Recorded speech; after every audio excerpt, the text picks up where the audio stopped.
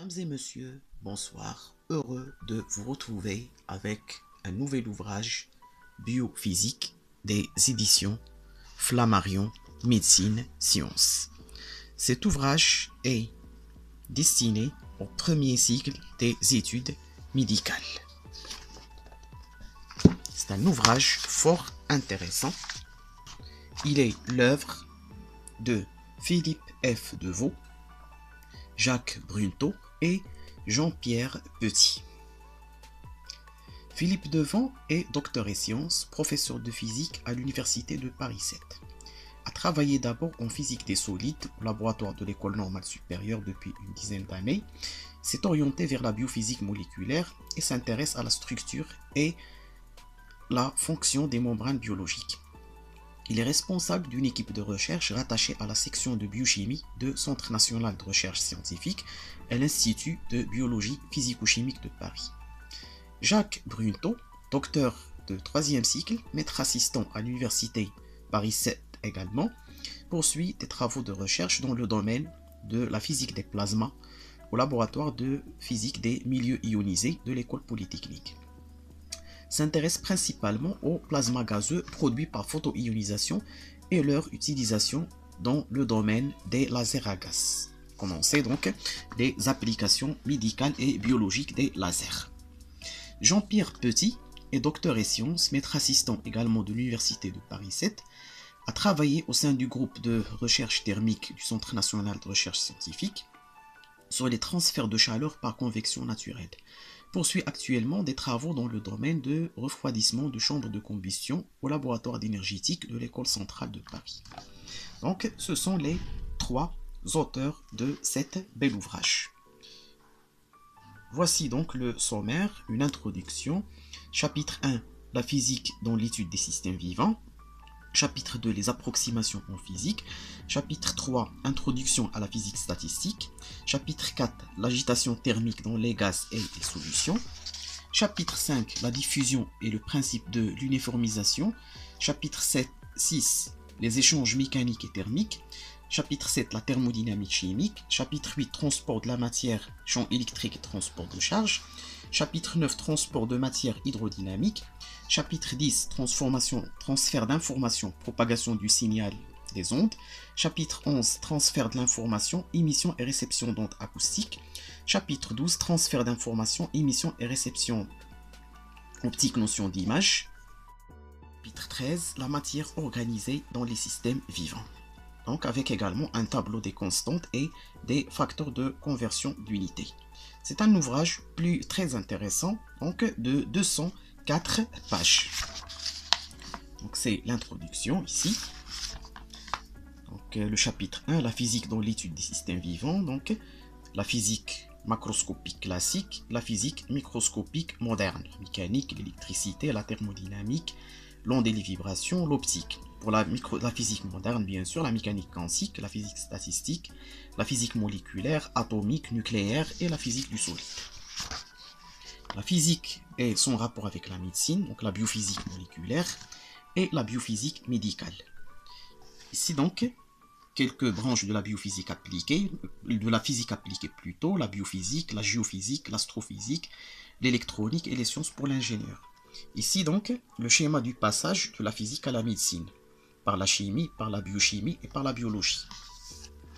Quelques techniques, bien sûr, de la biophysique moléculaire, diffraction des rayons X, des neutrons, de la diffusion de la lumière, des neutrons, des rayons X, la spectroscopie d'absorption, de fluorescence, infrarouge, Raman, l'RPE, la résonance magnétique électronique, l'RMN, le dichroïsme optique, la microscopie optique, électronique, traitement d'images périodiques, immunofluorescence, ultracentrifugation, électrophorèse, marquage par radioéléments, autoradiographie, électrophysiologie, analyse du bruit du fond et cryo-enzymologie, ainsi que les sauts de température. Ici, un deuxième schéma de passage de la physique à la médecine. Donc, de la physique par la biophysique médicale directement à la médecine et par la chimie, la biochimie et la biologie. Donc ici, donc, quelques techniques et méthodes utilisées en médecine. thermométrie, mesure de pression, électrocardiogramme, électroencéphalogramme, microscopie, échographie, la tomodensitométrie, la zoomatography, c'est-à-dire l'imagerie par résonance magnétique nucléaire, les marqueurs isotopiques, thermographie par cristaux liquides infrarouges, les prothèses auditives, oculaires, mécaniques, dentaires, la dialyse, la chirurgie au laser, la radiothérapie, le rayonnement ultraviolet et les simulateurs cardiaques, les pacemakers. Donc, les approximations en physique, ici donc les exercices et les applications. Donc la modélisation et la réduction du nombre des variables, l'échelle du temps, donc l'équilibre, les réactions nucléaires et la décroissance radioactive, formulation mathématique de grandeur, les incertitudes et les erreurs. Donc ici, exemple des temps caractéristiques pour les phénomènes biologiques, temps, durée de la collision entre les atomes d'un gaz, temps entre collision des molécules d'un gaz, la chronaxie nerveuse, les rythmes respiratoires, les rythmes cardiaques, le temps de réponse à des stimulus extérieurs, le cycle journalier, le cycle annuel des saisons, cycle lunaire, durée de vie humaine, ainsi de suite. Les incertitudes et les erreurs. Donc le calcul approximatif des pertes de chaleur, donc l'importance des règles de 3, perte de chaleur par convection. Ici donc les exercices. Ici donc un modèle simple, exercice 8, traite un modèle simple donc d'absorption. Introduction à la physique statistique et des ordres moléculaires dans les liquides et les gaz, liquides et solutions, état désordonné de la matière. Rappel sur les notions de probabilité, les valeurs moyennes, les densités de probabilité, les lois de probabilité, par exemple la loi de Gaussienne, très importante en biologie et en biochimie clinique. Exemple de calcul intégral avec la fonction gaussienne. Exemple d'application donc de la fonction gaussienne en médecine. Surtout en pharmacologie aussi. Application de la statistique de Gauss au calcul des fluctuations de densité des particules dans un gaz ou une solution. Exemple de fluctuation de densité en biologie. Donc ici la fluctuation des nombres de bactéries.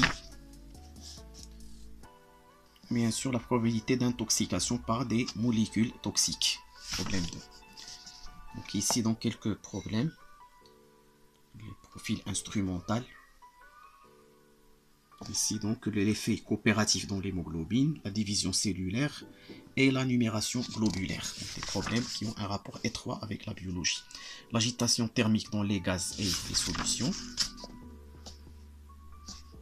Technique de mesure dépendant de la température, thermomètre à liquide, thermomètre à gaz, thermocouple, bilame, thermistance, indicateur de température cristaux liquides, les températures de référence, pyramètre optique, les mesures infrarouges, équation d'état des gaz parfait ici, la pression osmotique, théorie cinétique des gaz. Ici donc le comportement donc des globules rouges en milieu hypotonique et en milieu hypertonique, c'est-à-dire la surgescence et la plasmolyse, théorie cinétique des gaz, formule de Boltzmann, distribution de probabilité des différents niveaux d'énergie et les états d'occupation d'une molécule dans un gaz à partir de la statistique de Boltzmann, la distribution de vitesse de Maxwell, l'application de la formule de Boltzmann au calcul de la répartition de n particules entre deux niveaux d'énergie EA et EB, et enfin donc le problème 7 traite la probabilité donc pour qu'une enzyme se trouve dans deux états A et B d'énergie respective EA et EB. Problème 6 traite la détermination du rayon ou bien des dimensions d'une macromolécule en solution pour obtenir une valeur de pression osmotique d'une atmosphère. Chapitre 6, la diffusion et le principe de l'uniformisation, donc libre parcours moyen, diffusion, description qualitative, diffusion, description quantitative, influence d'une paroi sur la diffusion, diffusion en 2 et 3 dimensions, la loi de Fick et le temps de diffusion du flux de particules et la première loi de Fick, la loi fondamentale de la diffusion. Deuxième principe, la thermodynamique au principe de l'uniformisation des températures, mélange de gaz ou solution, désorganisation d'un jet moléculaire, entropie, donc définition statistique de l'entropie, dépendance de l'entropie d'un gaz parfait par rapport au volume, mélange de gaz parfait, calcul de l'entropie, donc de la variation dans l'entropie dans l'opération de mélange de deux gaz parfaits, diffusion du sucre dans l'eau, entropie statistique d'un système isolé, diffusion entre cellules et entropie de désordre. C'est donc les problèmes de ce chapitre. Chapitre 6, les échanges mécaniques et thermiques. Phénomène de surface, ainsi transfert de chaleur par convection, radiation et conduction. Fonction énergie interne, la fonction enthalpie, fonction entropie, toujours retour sur le deuxième principe.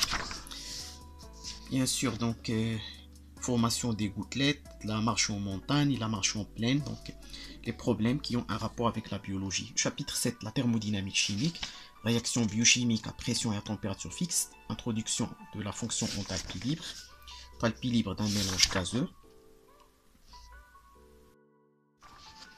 équilibre chimique, loi d'équilibre des gaz et des solutions, équilibre de solutions diluées, prévision du sens d'une réaction chimique, équilibre entre phase solide, liquide et vapeur.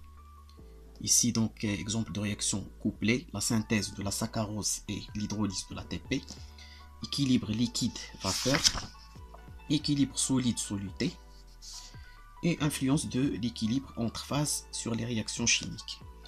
Donc la loi de Boltzmann et loi d'équilibre chimique, réaction en milieu intracellulaire, c'est-à-dire les applications ici des problèmes, transmission nerveuse au niveau des synapses, la dissociation ionique de l'eau et le pH d'une solution d'acide acétique.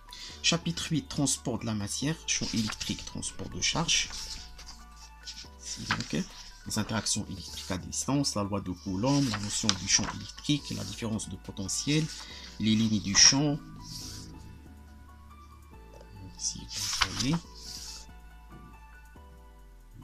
L'allure donc du champ électrique de la distance R à la surface d'une cellule sur laquelle se trouvent distribuer des charges fixes négatives.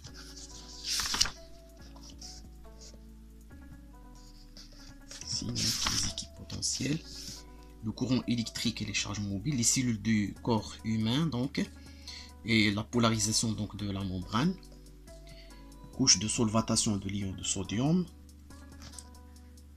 une molécule amphipathique, donc un macrocycle, donc la membrane donc excitable, constitution des membranes, les pompes, les canaux.